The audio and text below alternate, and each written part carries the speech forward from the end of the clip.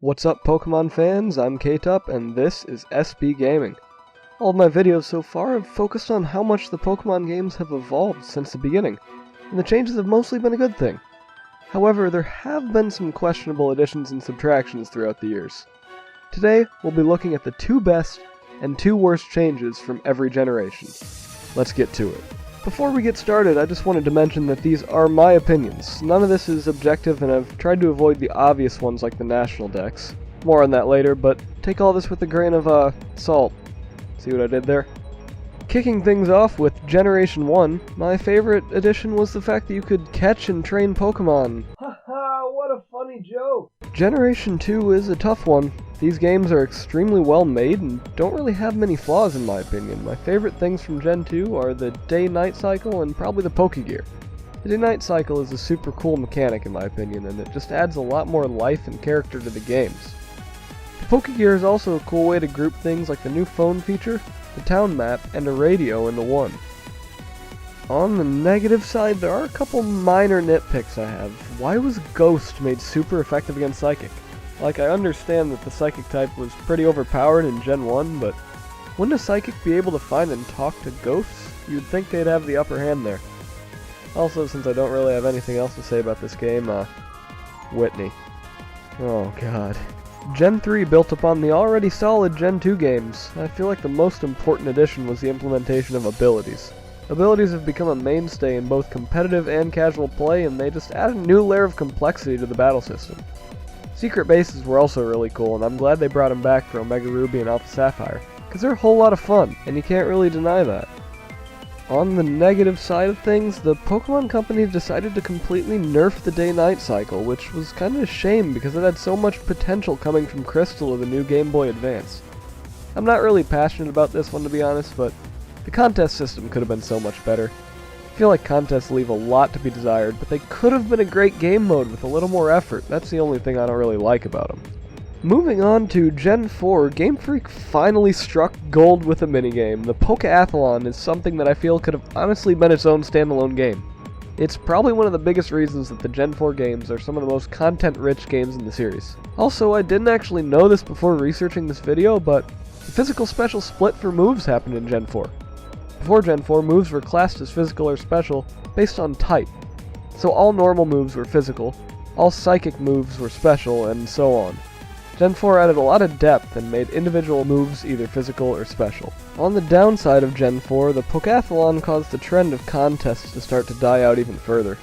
Super contests, I can't believe I just had to say that again, were basically stripped down contests, with the removal of jam and combos. What a sad world we live in. Along the same lines, the Versus Recorder was just unnecessary.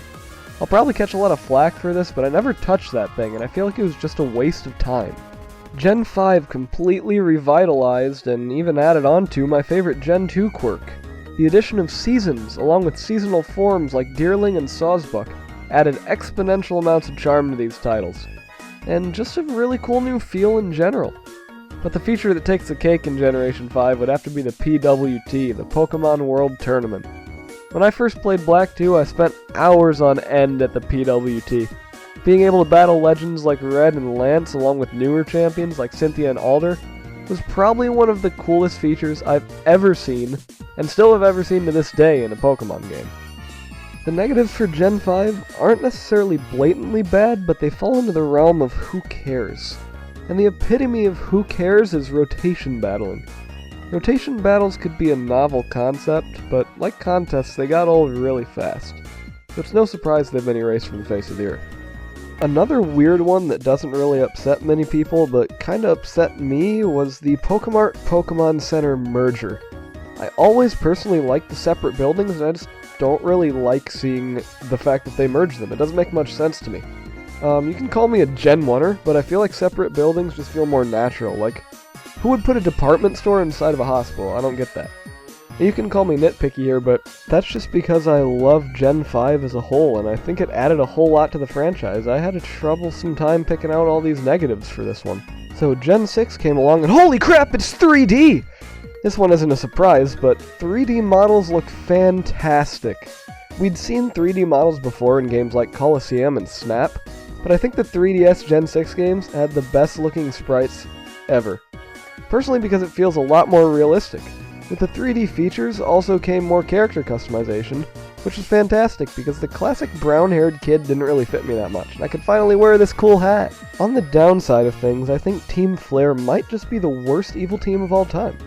Now, the story of the Ancient War and mass destruction is cool for the lore, I'm not denying that, but Lysander and the rest of his cronies seem pretty weak in terms of character design. I feel like AZ maybe being the leader of Flare could have ended up a little better, but it's not up to me. Also, I feel like this is when the games start getting a little bit too easy, and that's kind of shown by the absolute brokenness of the EXP share. In Gen 6, it started sharing experience with the whole team instead of just one Pokemon and being a held item. I'm personally not a fan.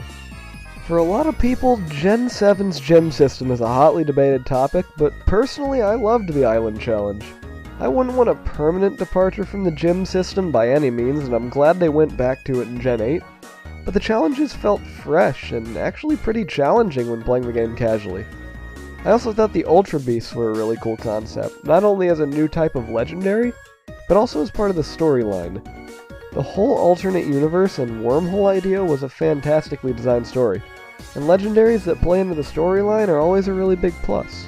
As far as negatives go, I must say I really didn't like the Festival Plaza, especially because of how solid the player search system was in Gen 6. The Festival Plaza just made things way too clunky, and honestly discouraged me from battling and trading with other people. I also wasn't too keen on Poke Rides. I think it makes things way too easy, and I miss the need for HM slaves. Sure, it takes away the need to waste a party slot, but I'm not a huge fan of the removal of HM moves like Fly and Strength. The Generation 8 games weren't super special in my opinion, but they certainly weren't bad. The Wild Area is definitely one of the coolest features out of any of the games, I must say. On top of that, the gym system and the gym atmosphere is fantastic. I love the idea of a Pokemon League that is watched by huge amounts of people, and it really makes the characters hold more weight.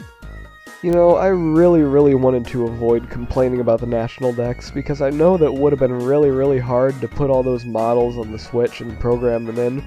Because for the old games in 3D, they could just take the old models that they used in the generation before and port them right in. With the Switch, they can't do that because it's a new type of graphics. That being said, I kind of despise the fact that we have to pay $30 to access more Pokemon. I'm fine with not having them all, but Pokemon's never been a pay-to-win game, and the use of DLC just to have a few more Pokemon, especially for $30, is concerning. This is a Nintendo game, not EA. I also felt like the legendary Pokemon in Gen 8 were pretty lacking. Zacian and Zamazenta, I probably butchered those, so please don't come at me in the comments, are really cool, and they're both very good boys. Furthermore, Eternatus, I probably said that one wrong too, is one of the best looking Pokemon I've seen in a long time. The 3 legendaries, that's it. I know there are more that they've locked behind the DLC paywall, but I feel like the lack of legendaries takes away from the lore of the game a little bit. Well, now that you guys have listened to me alternate between fanboying and complaining for the last 8 minutes, that's all I got. A lot of these might put a bounty on my head, so sorry about that, but if you did agree with a couple of these, then you should drop a like and subscribe. Let me know in the comments what your favorite additions to the Pokemon series have been over the years. Anyway, that's all from me. I'll see you next week, but until then, take care. What's up, guys? This is me coming at you after making this. That was actually a really fun one to make, and I think it turned out pretty well. I've been sick for the last week or so it's been tough to work on, but I've also had a lot of time to script, and I think this one ended up being pretty nice. I'm also glad I did something a little less obscure this week, because, you know, the stuff I've been doing is kinda niche. But anyway, thank you guys all for tuning in, and I really appreciate you staying all the way to the end card. If you're here right now, then you might as well hit the subscribe button if you can deal with me for 10 whole minutes. But anyway, until we see each other next time, thanks for coming along. Remember to leave a comment. If you're seeing this right now, then I want you to go down in the comments and tell everybody that the removal of the National Dex is your favorite feature ever, okay?